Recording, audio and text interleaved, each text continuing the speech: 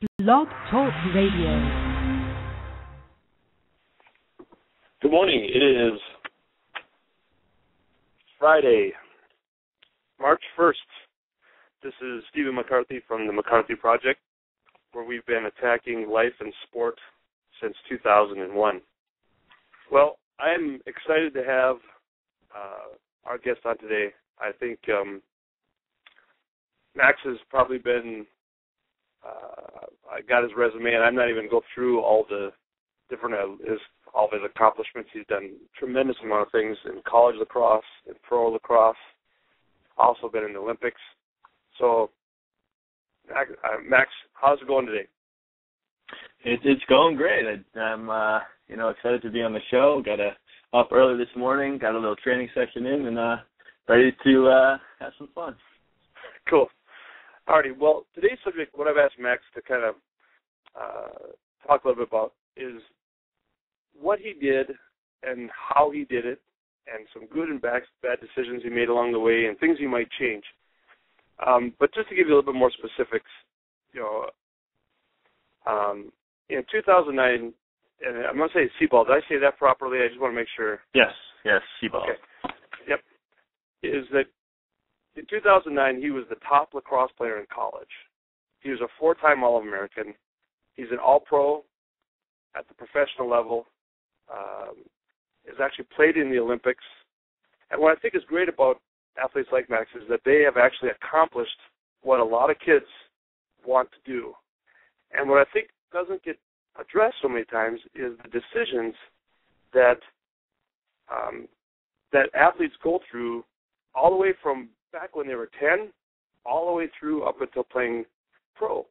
And I think there's a lot of decisions where you can say, okay, I did that right, or I did that wrong, or gosh, I really wish I would have done that. That would have been a really cool thing to do. And I think that's what I want Max to kind of focus on today is what decisions, what things he did, what activities did he do? And so with that, Max, does that kind of cover it? I mean, your bio. Yeah, sure. I guess I'll start off by saying hindsight is 20/20. So when you look back, I think a lot of people would change certain things, but for my journey, it's been one heck of a journey, a lot of ups, a lot of downs. And it started way back in probably 1994 when I first started playing lacrosse. I was introduced to the game and kind of fell in love, and it was very early on when I kind of decided that this was something I was very passionate about. Sports in general was, but lacrosse, I really decided this was something I wanted to do. I had a couple guys that I looked up to in the high school and college ranks when I was young that I admired, and I worked toward I strived to be like those guys, and it took a lot. I mean, I put it upon myself to do extra, I start working out, to play a lot of wall ball. I joined a team, I think it was in second grade for the first time. My town didn't even have a team, so I had to go over to what's soon to be turned into my rival school when we got to the high school, but I played with those kids growing up and, had an opportunity to learn the game. And again, my passion for it continued to grow. I would walk around my house with my lacrosse stick. I would throw up against my couch, when I got a new stick. And, I just wanted to be around the game at all times and kind of carried through that mentality through high school. I at that level started lifting and training a little bit harder because I had that goal in sight of, playing at the Division I level. So I really pushed myself. I tried to, as much as I can, after practice, sticking around, shooting extra, or playing wall ball, or going out a little early before practice and getting that work done because, you spend a lot of time in practice, especially at the high school level, even at the middle school level. Every day you're in practice, 5 days a week, 6 days a week, 2 hours, but you're not really doing much to develop your individual skills. And really to get to that next level, you have to be committed to putting in the time and asking for help and relying on your coaches to, point you in the right direction in any way they could, just like in school. If you wanted to improve your grades, you go ask a teacher, and that's what they're there for. They want to help. And, that was kind of the journey I took, through my youth days, and really kind of instilling that work ethic. And then when I got to the college level, what I thought was a hard work ethic was kind of laughable. I mean, I got there and they really put things in perspective, pushed me to my limits both physically and mentally, which ultimately I think really maximized my potential. On a consistent and daily basis, they really challenged me to be the best version of myself on the field and off and in the weight room, and it made me grow up real fast. And because of that, because of being pushed out of my comfort zone mentally and physically in the weight room and on the field in practice, game day kind of was like the day off. It's kind of like I've been here, I've done that. So there was never a situation in a game that I hadn't run through several times before in practice. And that kind of gave me the confidence. And then on top of that, I had some excellent coaches along the way who really, took it upon themselves to not just me but all my teammates really, treat each one of us in our own way to kind of, again, bring out the best. They really genuinely cared about us growing up as players and as people. And they spent the time in individuals when they worked on our offensive, defensive skills, in film sessions, in just yearly reviews.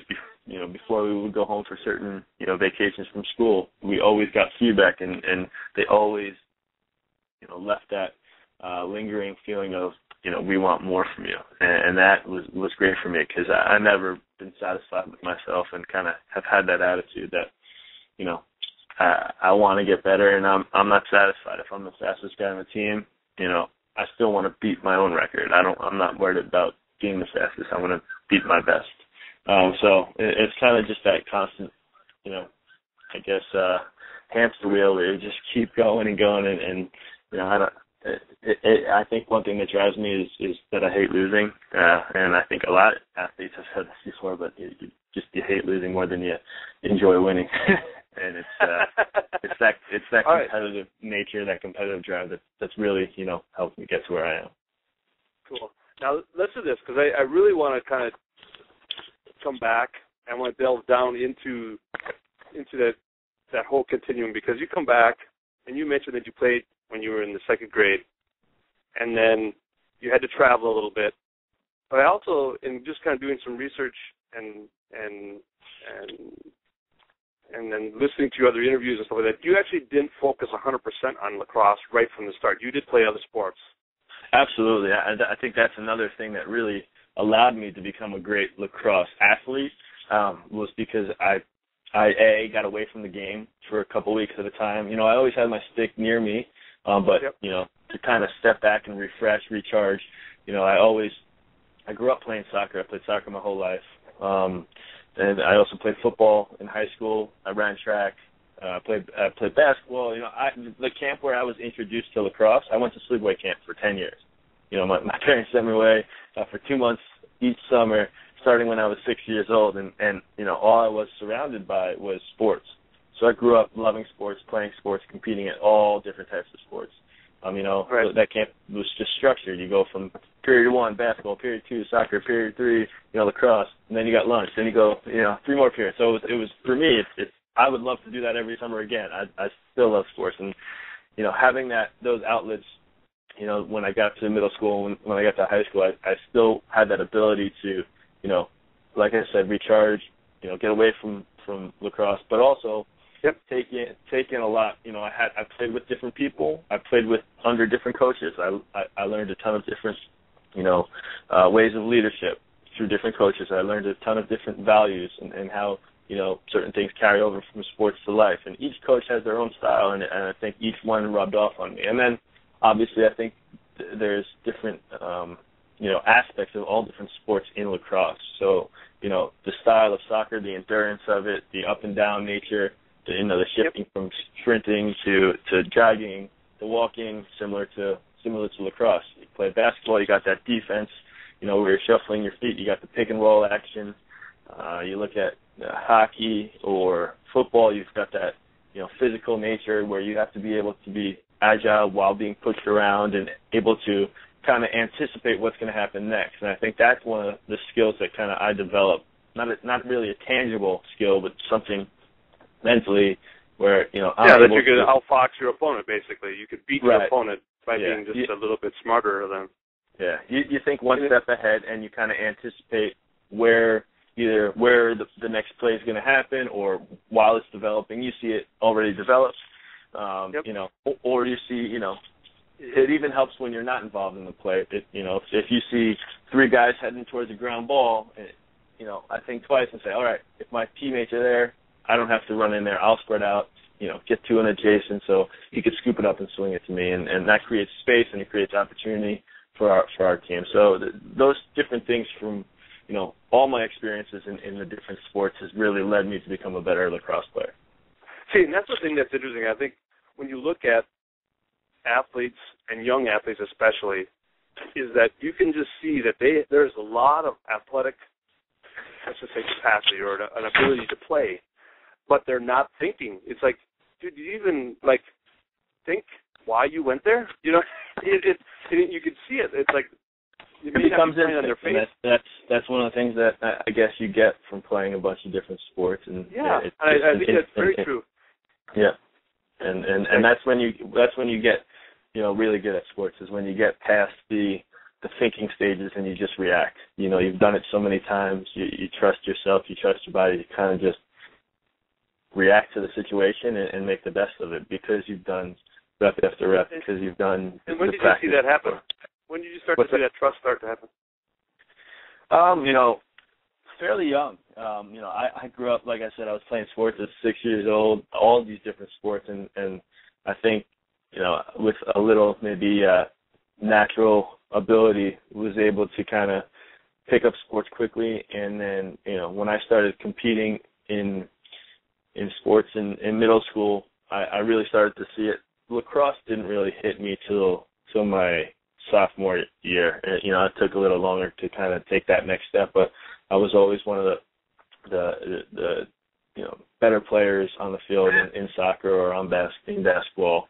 I was always, you know, fast, and so those things kind of helped me adapt. And when you have, you know, when you're in shape, when you're athletic, when you know, have the speed, the other things, you don't really have to think much about that. So you just kind of start you know, building that instinct. And you know, obviously I think I was having that initial gift, I think, at the beginning. Yep. Allowed me to see what I can do and made me even more hungry. And you know, allowed me to kind of really push myself, because, you know, if I saw that I was good within the group of people that I was with, then that made me, you know, want to know, you know, what's next, who's out there, you know, I want to be the best, what can I do to get there. And then now next thing, because now we're talking, you mentioned your sophomore year you started to pick up lacrosse, or not pick up lacrosse, but it started to really click for you. When did you start to specialize and become saying, okay, I'm playing these other sports for just fun, this was the one I want? Never, really, not until college. I mean, I say lacrosse really, you know, and I think in seventh grade, I think I had one goal on the lacrosse team. You know, my sister was on that team too. She was a year older, and she, you know, I really didn't hit my growth spurt until, you know, between 8th grade and 9th grade is really when I took that you know, step in size. I put on probably like 9 inches and 25 pounds in the air, and you know, right there kind of helped out with sports instantly. Yes.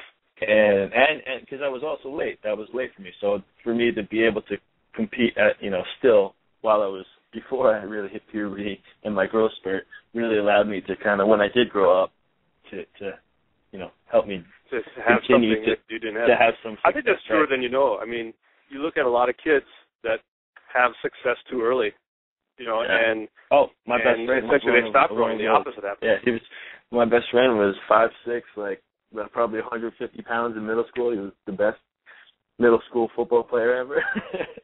Yeah, I won't say names, and he'll admit it today. But you know, he peaked very early on. But you know, that's you know, not really up to the individual. You know. Yeah, I mean, it's what God gave you. I mean, essentially, exactly. It's not your selection. But I mean, it's true that you sit there, and I've seen, you know, my sport of choice is basketball, and so I remember when my son came up through AAU and all that kind of stuff, And I remember going into a gym one time, and there was a kid that could jump. I mean, I swear he could dunk in the 5th grade, and and could shoot and could do everything. And I almost fell over. And I almost said, "Okay, we got to go find out," because it was just that good. And it turns out that guy never grew, and now he's a really good player in the 9th, 10th grade. But again, it was almost like he peaked as an athlete in the 5th grade, and it is true. It's a God-given thing, but it's like unfortunate for some because then they get to think that they're all that, and then they never get better. So. Yeah, well, and even if that is the situation, I think it's up to that individual, to make the most of what they have. And you've seen it. I think you could say, I have buddies that grew early, but they were at the top and they really weren't hungry to continue to have that. And then there's others who had that early success and wanted more and continued on pushing. So it's I think more mentality at that point. I mean, once you figure out what your tools are to work with, it's about maximizing them. I think that's a good point because you never thought of it that way, is that they do have the choice to either stagnate or continue to grow, even though they are the goods right then. Right. But it really is a good point because they may not be going Division I, but they may be able to play Division II or play. And it's not. Or something. It's not even the physical aspect. I think there's a huge and undervalued component of the mental game and the understanding and having that sport IQ. In lacrosse, that lacrosse IQ, that next level of thinking and anticipating it. And lacrosse is very unique, and it's not football or basketball. It's the average man's sport. I mean, you could be 5'6" and you could be 150 pounds and be one of the best players on the field. Nothing's going to stop you there. So, that's I think one of the unique things, at least at this point in our game. That's kind of what I see. I mean, even at the in the professional level, some of the smaller guys are some of the best guys. So it really doesn't come down to size. Yes. All right. Now we're going to move on to high school years because we talked about the sophomore, where you start to say, okay, but when is it that you started to say, okay, yeah, I may have a future in college lacrosse? I knew.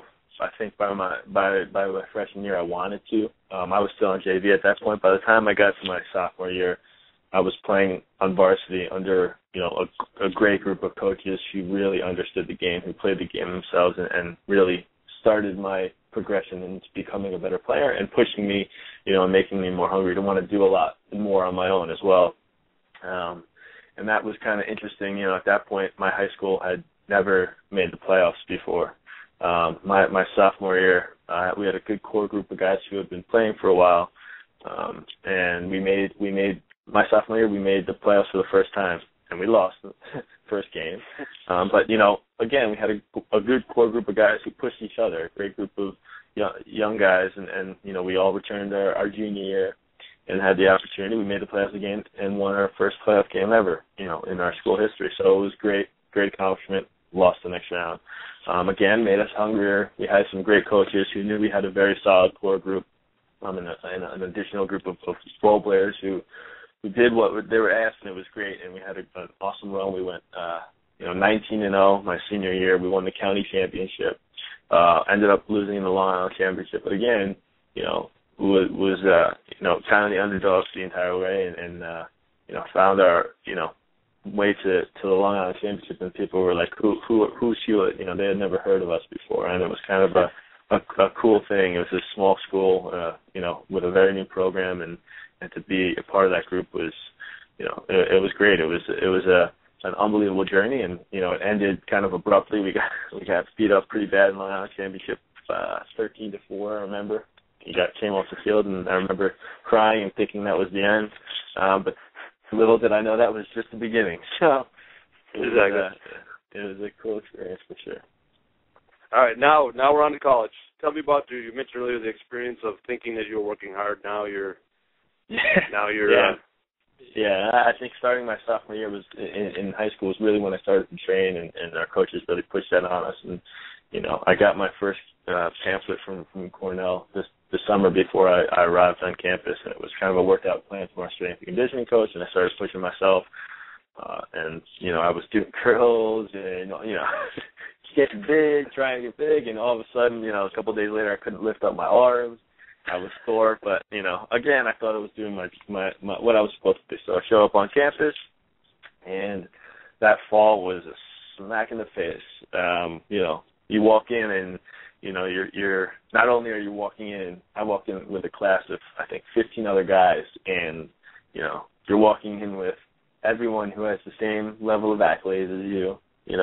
Some guys, I was one of the smaller guys in the group of my class, which, kind of shocked me right off the bat. And, as freshmen, we come in for orientation, and we went and lifted with a couple guys, and all the other freshmen were, most of them were lifting more than me, and they're monster kids. And then you have to show up to meet the rest of the team, and now you're talking about, guys with college experience, at this point, men who have been through it and, physically big, strong. They've had a year of college training, and then lacrosse-wise, their lacrosse IQ is at another level. Their understanding of the systems already is kind of on point.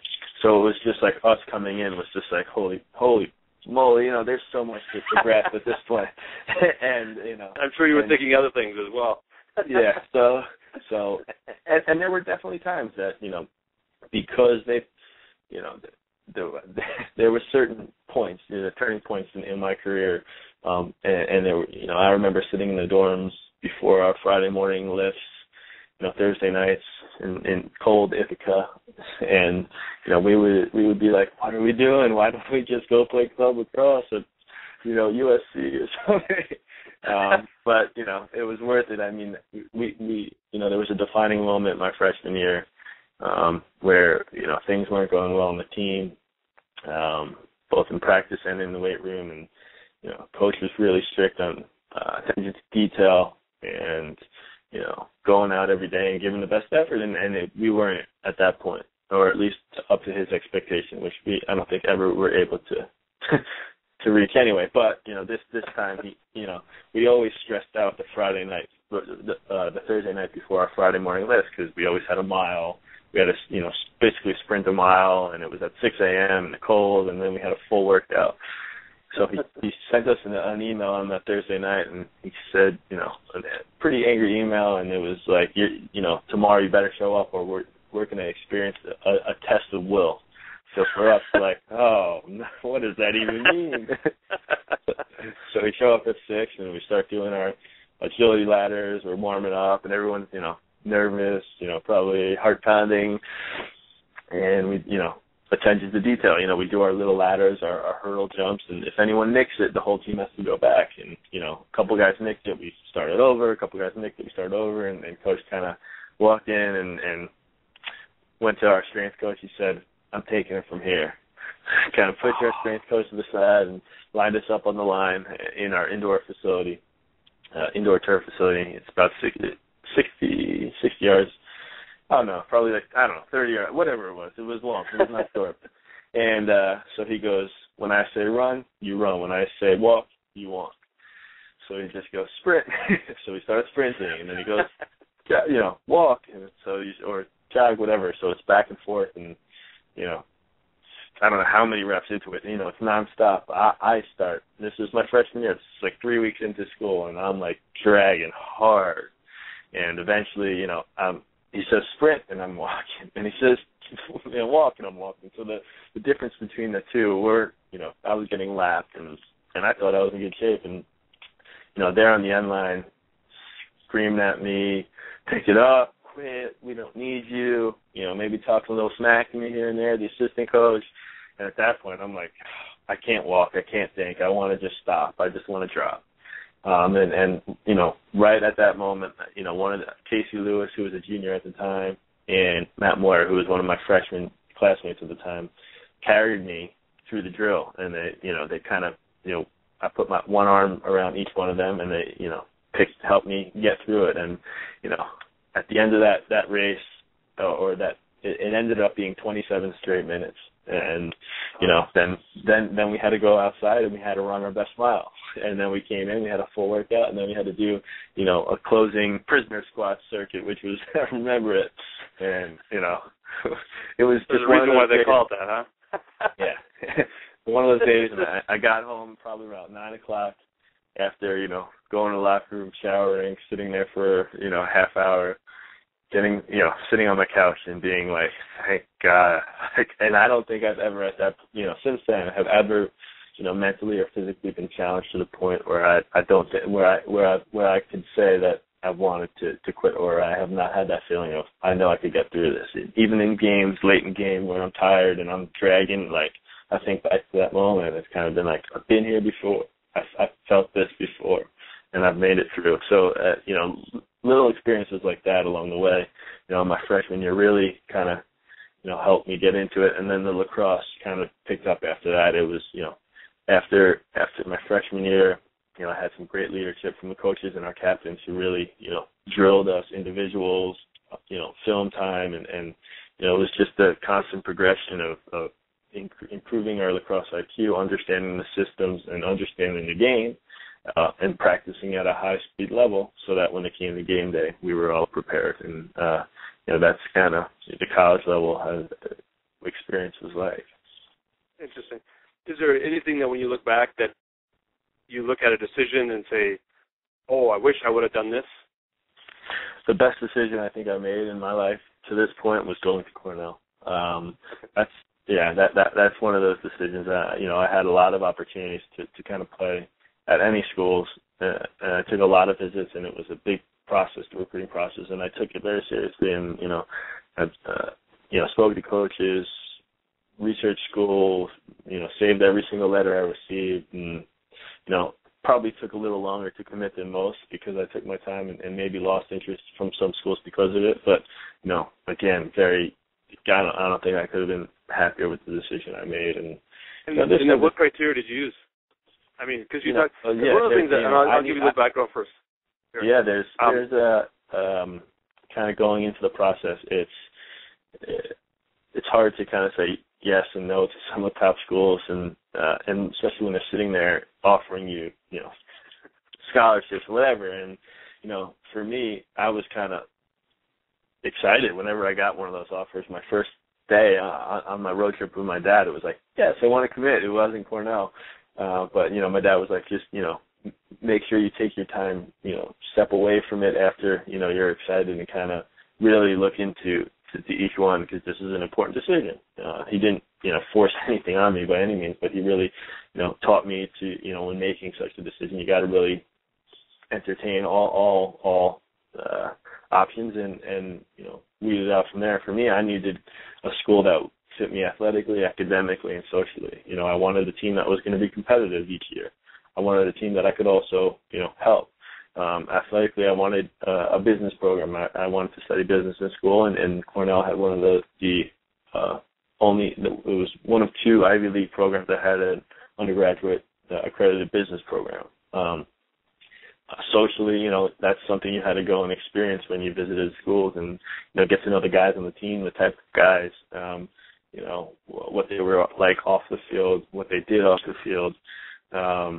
And then the last thing was kind of that gut feeling when, there were some schools that I showed up and they're great schools, some of the top schools in the country, and I left there, and I was in the car with my dad, and I remember you just saying, no, that's not it.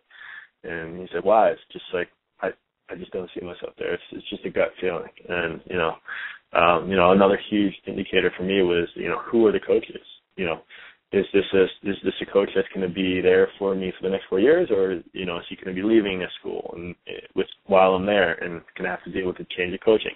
Is this coach invested in making me better? Is he going to, give me a free spot on the team, or is he going to make me work for it? And Coach Zambroni, Coach DeLuca at Cornell really, when I sat down after my visit there, they said just that. They said, nothing here is guaranteed. We're happy to have you, but when you get here, you're going to have to work to get your job, and once you get your job, you're going to have to work to keep your job. And that was kind of fed into my competitiveness, and I love that right there. And, knew that those guys were invested in making me better all around and maximizing who I was. And I think even right after, I think if you were to ask my parents, when I came home after my freshman fall, even though that short 3-4 month period, you could I knew I had changed. I mean, it was, we had things that, our coaches stressed, not only lacrosse, but it was more than that. It was, not wearing hats indoors, opening doors for people, letting them walk through. When we were in the weight room, it was, our shirt had to be tucked in. When we were on the line for a sprint, we had to have our foot behind the line, not on the line. Finishing through the line, not pulling up before. And so details and that type of attitude carried through to every day for us, and it kind of allowed me to grow, and that I when evaluating all these schools, kind of didn't realize I was going to get all that, but had a sense of this place was special. For you. And on top of that, there was a very close-knit alumni group.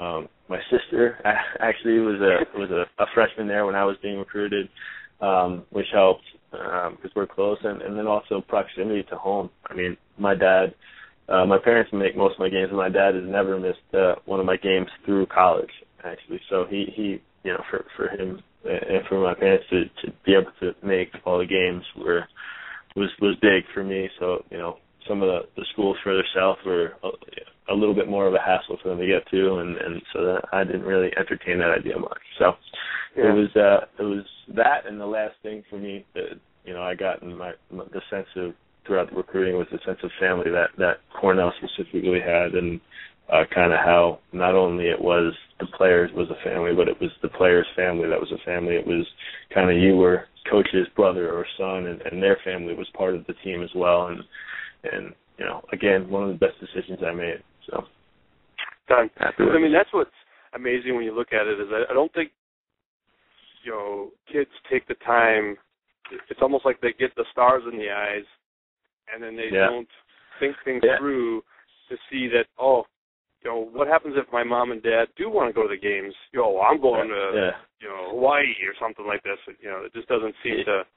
I think I probably would have fell victim to that, to other things as well. If my dad didn't pull me back, you see the scholarships, you see, the top schools in the country, and it's like I want to be on that team. But then you pull back and say, what team can I have an impact on, or what school is going to have an impact on me? And then most importantly, God forbid, lacrosse didn't work out, or injury came along, would I be happy at that school? And, those are all things you have to consider. And that was, again, a big part of my decision. Done. All right, so we just got about another 5-6 minutes here. I want to kind of cover two subjects. One is how does the pro game switch how you go about life? And then I have one follow-up question, but we'll come back to that. But how does the pro game switch, and how does it change up? Yeah, I mean, it's the same thing. You see, for me, after losing the national championship, I was in the pros the next week, and it's a step up. You go from high school to college, and you're playing with one or two high school Americans on the team to every single kid on the college team is a high school American, and then you go to pros, and you go from having one or two collegiate Americans on the team to a team full of collegiate Americans.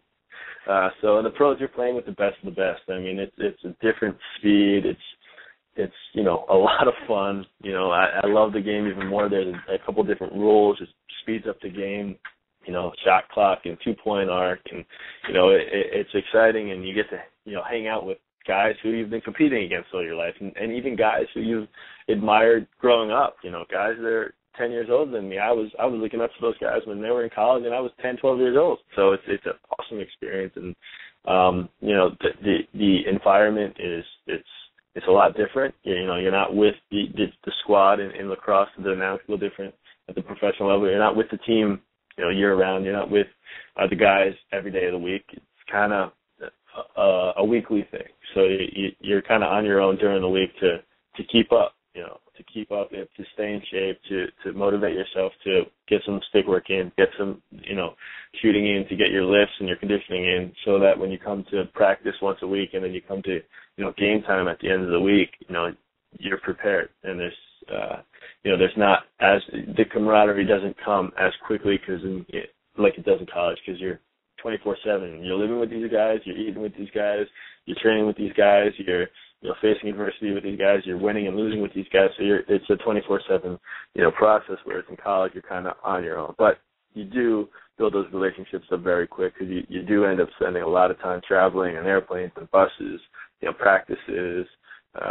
So, now being in my what will be my fifth season in outdoor, I've been pretty fortunate to have been around some great guys, and it seems to be the same guys that play indoor, that play outdoor, that play on the world team. So it's year round you're with these guys. So it's a little slower process, but it's a lot of fun, and I'm really enjoying it.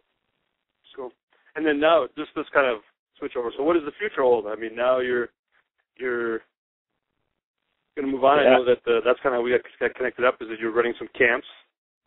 Yeah, well, I mean, for me right now, I'm recovering from a broken foot, so the future for me, I'm hoping I'll be back in action just in time to start up the season this summer, and then obviously the end of the summer, I think Labor Day weekend is tryouts for the USA team, so I'm hoping I'll be ready to go and in proper shape to make that, because that's one of my goals, to make the 2014 the World Championships are in 2014. Actually, we're hosting in Denver. So if I can make the USA team again, that would be an awesome, experience. I have a goal to make that team, to win another gold medal, to captain the team to a gold medal, and so that's on my bucket list, I guess. And then obviously, lacrosse won't last forever. I do love that coaching. I love helping kids reach their goals, and that's something I've been doing since I graduated. I have my own camps around the country, in my own business called Maximum Lacrosse Camps, and I travel all summer when kids aren't in school. I have some overnight camps in Nebraska and Texas. I'll be up in Minnesota for a camp at Hopkins High School at the end of June. I travel to New Jersey, Pennsylvania, New York City. So I have a big, I guess, a full plate of lacrosse this summer. But again, the funny thing is, what have you found is the best thing about camps? Because I think you mentioned a lot about family and about kids. What is it that you like best about camps? Because there's only a few people that actually do them good.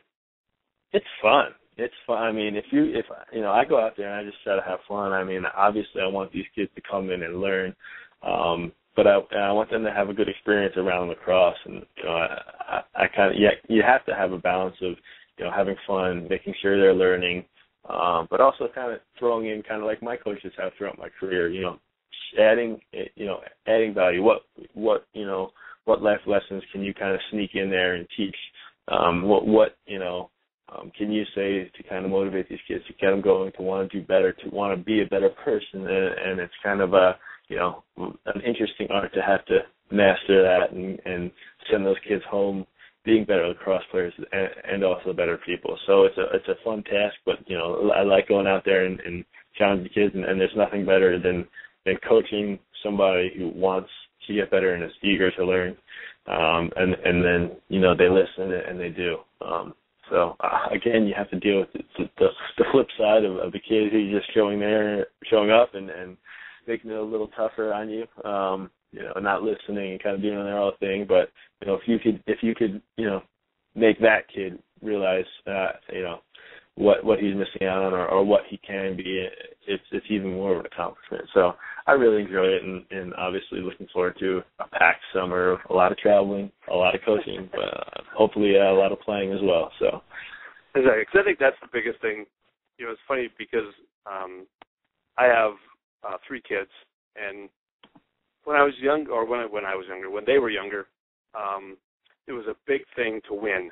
And the society today and sports are not set up for winning and losing. It's whoever signs up gets to play. And I used to just rail against that, because I would just get so angry, because it just wasn't right. Sports was about competing, you know what I mean? Yeah. As I've gotten older and I've mellowed a little bit, I think the younger ages is for just to enjoy and learn the love of the game first. Once you have the love of the game, then you can add the pressure to it. And, right. And it's interesting when you get down to it, and what I hear you saying is that you got to learn the love of the game first, and then enjoy being and playing. Once you've accessed that level of motivation, the pressure when it comes, that's just part of getting better. You know what I mean? Yeah.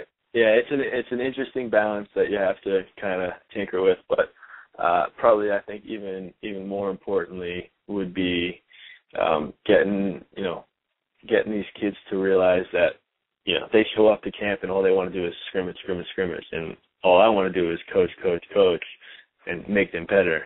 So it's that kind of balance that parents and I think the players don't really understand. It's how much work you have to put in to master the fundamentals, to master the understanding of the game, and to improve your IQ before you jump into game situations and you don't know what you're doing, you can't catch and throw, you don't know what's going on, and now you're going to start creating bad habits.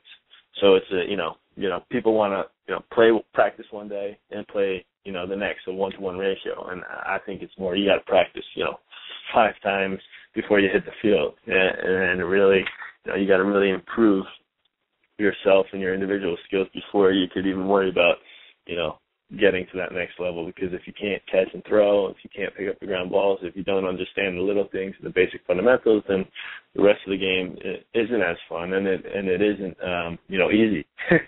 So it's that balance. I think that comes in most sports now. It kind of growing up for me, it was that a lot of focus on practice, and then the treat was at the end of the day you play, and now it seems like all anyone ever wants to do now is play. It's funny because you would actually be in a generation just slightly behind one behind me. I'm 45 years old, and I still remember the times where you did practice, you didn't play as many games. In basketball, when I grew up, you might play in 4 or 5 tournaments, maybe 20 games. Now you need to play in 50 to 60 games. You know what I mean? All this, and it really has. I think you hit right in the head. It switched over from just playing and learning how to play, and then playing a game once in a while, to play a game and then you practice a little bit to maybe be a team. You know what I mean? It's almost like they got the whole thing flipped. Yeah. So that's something we battle on a day-to-day basis. But first thing I say to the kids at camp, I say, the moment you ask me if we're scrimmaging, we're not scrimmaging, so don't ask it. And there's always that one kid that raises his hand, and he says, are we scrimmaging today? It is true. It is true. Well, we have hit the end of the show today. I want to thank you, Max, for coming on. I really enjoyed the conversation. Yeah, thank you for having me. Appreciate the time. You're welcome. All right. Have a good day. Take care. All right. Well, I think that's a fantastic case study, if you will, of how an athlete has developed the proper way. He didn't go after it and was a phenom from the age 10 to the age 35. He took his time. He developed the love of the game, and then went out and succeeded and had the foundation to do a tremendous job. I can't even give enough kudos to Max. Well, let's just do it this way. His name of his camps is Maximum Lacrosse Camps.